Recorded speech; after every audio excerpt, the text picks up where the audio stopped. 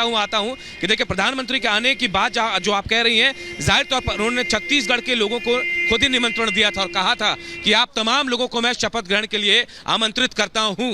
तो आप ये इस बात को समझिए कि बड़ा मैसेज, और हर जगह तीनों स्टेट की बात करें, मध्य प्रदेश, छत्तीसगढ़, राजस्थान की, तो प्रधानमंत्री के चेहरे पे जीत हुई है और इस जीत में वो भागीदार भी बनेंगे। शपथ ग्रहण होगा तो वो आएंगे, सबसे ज्यादा संभावनाएं है, लेकिन कब होगा इस बात को तय करने में 1-2 दिन का वक्त तय लग जाएगा। अर्जुन मुंडा भी कह रहे थे कि दिल्ली से तय होगा और प्रधानमंत्री के कार्यक्रम को देखकर तय होगा, लग जाएगा। और मेरे को लगता है बिल्कुल बिल्कुल, क्योंकि 14 तारीख से अगर खरमाश शुरू हो रहे हैं और बीजेपी बहुत चलती है, यहाँ भी बीजेपी बहुत सधे हुए अंदाज में चलती है और इन बातों का ख्याल रखते हुए चलती है, वो मुहूर्त, वो सब कुछ।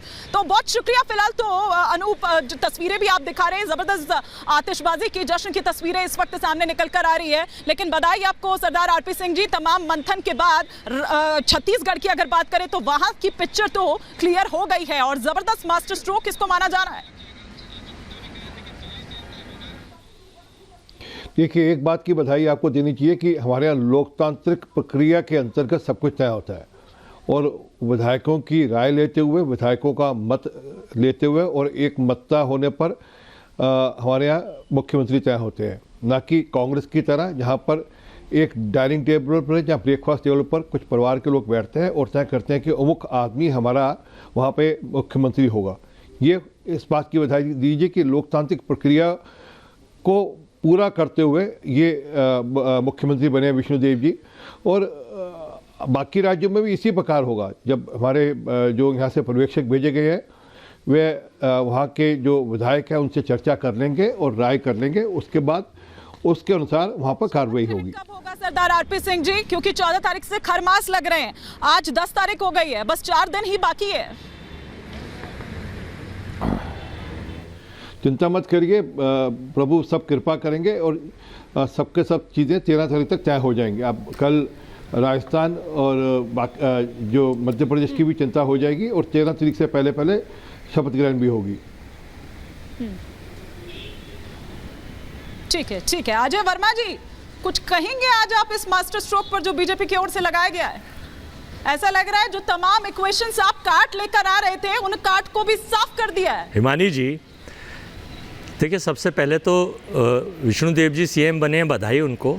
आपको ये पता होना चाहिए छत्तीसगढ़ शेड्यूल ट्राइब्स बाहुबल क्षेत्र है, आदिवासी क्षेत्र है और 40 से ज़्यादा सीटें वहाँ शेड्यूल ट्राइब्स की हैं। तो ये कोई मास्टर स्ट्रोक नहीं है, ये तो इनकी मजबूरी थी कि 3 तारीख के रिजल्ट आने के बाद 10-11 तारीख हो गई है और वो और रहा। हमारे सरदार जी बहुत अच्छे आदमी हैं, अच्छे अपना पक्ष रखते हैं, लेकिन चूँकि मोदी जी का आदेश अब हुआ तो ये जाहिर हो गया। इसमें भगवान तो सबके साथ रहते हैं, सबका साथ भगवान करते हैं, लेकिन इनके प्रति विश्वास जता रहा है। तो प्रधानमंत्री ने भी, आप ये कहिए कि उनको ये बताया है कि मुझे चिंता है अंतिम पंक्ति में बैठे उस व्यक्ति की भी जो अभी तक हाशिए पर रहे। नहीं, वो वहाँ कोई हाशिए पे नहीं है। शेड्यूल ट्राइब्स के राजनीति भगवान बिरसा मुंडा की धरती है वो, और हम भगवान बिरसा मुंडा को नमन करते हैं। लेकिन आप ये देखिए कि पिछली बार छत्तीसगढ़ हम जीते थे और इस बार छत्तीसगढ़ ये जीते, तो लोकसभा में यही भगवान बिरसा मुंडा इनको जीरो करेंगे और आप जो है इनकी जो एंटी इनकम्बेंसी या जो भी चीज़ें हैं वो इनको जनता वहाँ की देगी, चूँकि लोकसभा के और विधानसभा के चुनावों में फ़र्क होता है। तो इसीलिए अब सरदार साहब खुश हो रहे हैं। अभी तक दोनों स्टेटों में और बना ले मंत्री तरफ आए थे, ये जो आदिवासी समुदाय आपकी तरफ आया था समीर जी, उसे बीजेपी ने वापस खींच लिया है और इस तरह से खींचा है कि आप देखिए कि उसके बीच, उस समुदाय के बीच पिछले कुछ वक्त में, खासतौर पर जब से द्रौपदी मुर्मू प्रेसिडेंट बनाई गई है उसके बाद से ही वो लोकप्रियता देखी है बीजेपी की उस समुदाय के बीच में और उसका फायदा भी उसे हुआ है और आज उसने उसको रिटर्न गिफ्ट आप कहिए कि वो दे दिया है। बिल्कुल हिमानी जी, आप देखिए प्रधानमंत्री नरेंद्र मोदी सर्वजन हिताय सर्वजन सुखाय की बात करते हैं, सबका साथ, सबका विकास और सबका विश्वास की बात करते हैं। मुझे लग रहा है प्रधानमंत्री मोदी का ये जो मंत्र है, इसी के कारण आज देखिए छत्तीसगढ़ की जनता ने भारतीय जनता पार्टी को पूरा समर्थन दिया, राजस्थान की जनता ने दिया और मध्य प्रदेश की जनता ने दिया। और 2000 में छत्तीसगढ़ बनने के बाद आज पहली बार छत्तीसगढ़ में आदिवासी मुख्यमंत्री बने हैं। मुझे लग रहा है बताता है कि प्रधानमंत्री मोदी किस तरीके से समाज के वंचित वर्ग के बारे में भी सोचते हैं, आदिवासी के बारे में सोचते हैं, ओबीसी के बारे में सोचते हैं। और प्रधानमंत्री मोदी ने बहुत स्पष्ट कहा कि मेरी नज़रों में क्या सिर्फ आदिवासी है इसलिए विष्णुदेव सहाय सभी को पछाड़ते हुए उनके नाम पर मोहर लगी? नहीं, सिर्फ आदिवासी होना एक क्राइटेरिया नहीं रहा होगा भारतीय जनता पार्टी के अंदर। आप देखिए 1990 में वो पहली बार विधायक चुने गए थे रायगढ़ से 1999 से वो सांसद रहे, 4 बार के सांसद रहे, 3 बार के भारतीय जनता पार्टी के प्रदेश अध्यक्ष रहे, मोदी जी की सरकार में केंद्रीय इस्पात राज्य मंत्री रहे। वो मुझे लग रहा है उनका बहुत लंबा सांगठनिक अनुभव रहा है और कभी किसी विवाद में नहीं, कोई कंट्रोवर्सी उनके साथ जुड़ी नहीं रही, सहजता से उपलब्ध है, सरल व्यक्तित्व के धनी है। उनके पिताजी भी भारतीय जनता पार्टी से विधायक रह चुके थे। तो मुझे ऐसा लग रहा है कि संघ पृष्ठभूमि से आने के कारण, सहज सरल होने के कारण, कोई आरोप न होने के कारण आदिवासी समुदाय उनको लेकर नाराजगी नहीं रहेगी। जी,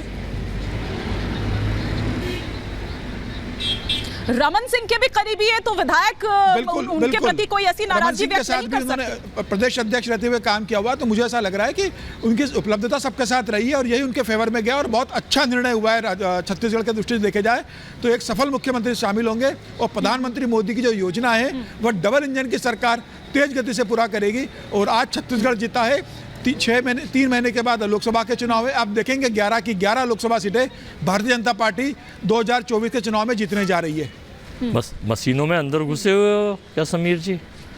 आप कह रहे हैं कि जनादेश बता रहा है, मुख्यमंत्री का चयन बता रहा है, प्रधानमंत्री मोदी का मशीनों के अंदर से आवाज आ रही हो कि 2024 में छत्तीसगढ़ की 11 सीटें भारतीय जनता पार्टी जीतेगी। धन्यवाद दीजिए आरएसएस का कि वहाँ से आदेश जारी हो गए और आरएसएस के आदेश पर ये मुख्यमंत्री बन गए। अन्य अभी 15 तक मुख्यमंत्री नहीं बनते, ये तो अगर नहीं बनाते तब पता चलता क्या होता। तो धन्यवाद दीजिए आरएसएस का।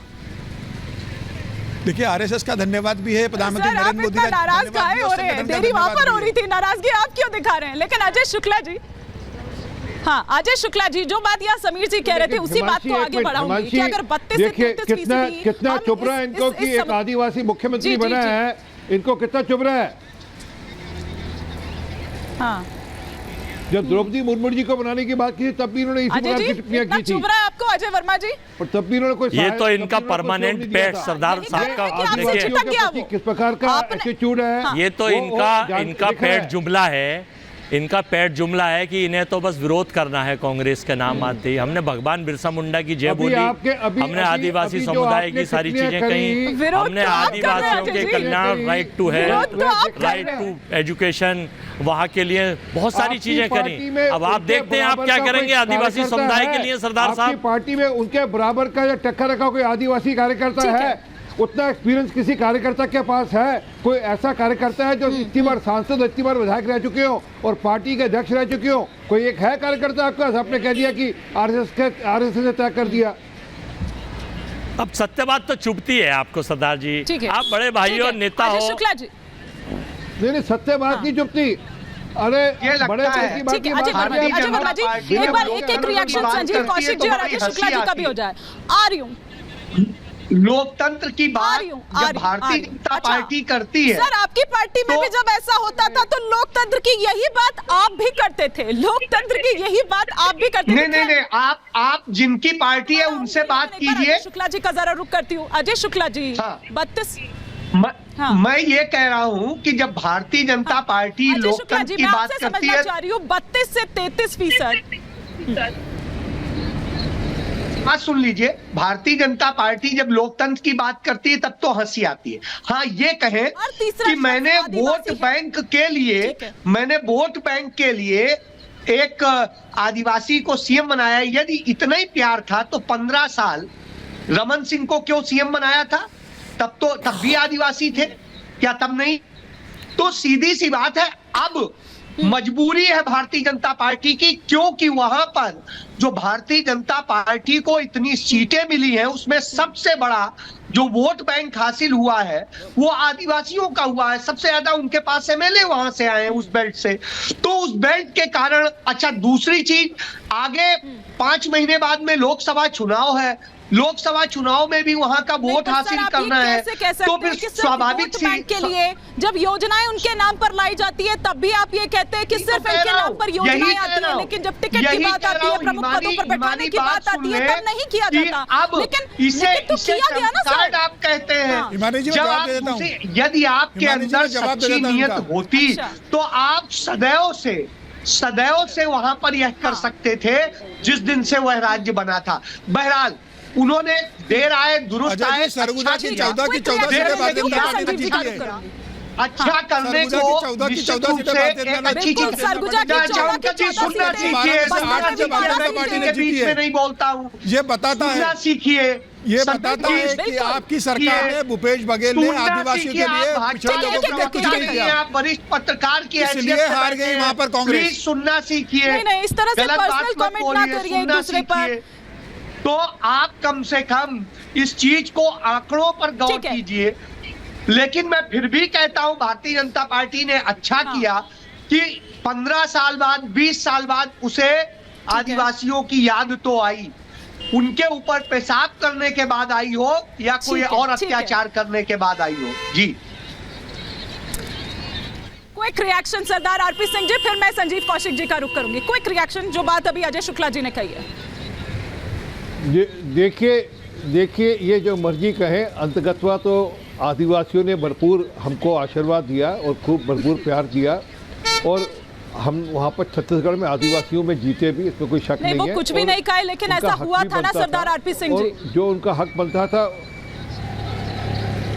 मैंने कहा कि उसके लिए माफ़ी भी मांगी, उसके लिए पैर भी धोए, उसके लिए माफ़ी भी मांगी। ऐसा नहीं ना किसी ने कार्यकर्ता ने कोई शरारत कर दी इंडिविजुअल ने तो पार्टी की सोच नहीं परिलक्षित करता ना इस बात को। परंतु जो मूल बात है कि क्या कांग्रेस ने ऐसा सोचा भी क्या कभी? क्या कांग्रेस की जब द्रौपदी मुर्मू जी जब प्रधानमंत्री बननी थी तो कांग्रेस ने क्यों विरोध किया? झूठ, क्यों खड़ा बिल्कुल किया झूठ, केंद्रीय कोई विरोध कांग्रेस नहीं ने? करा।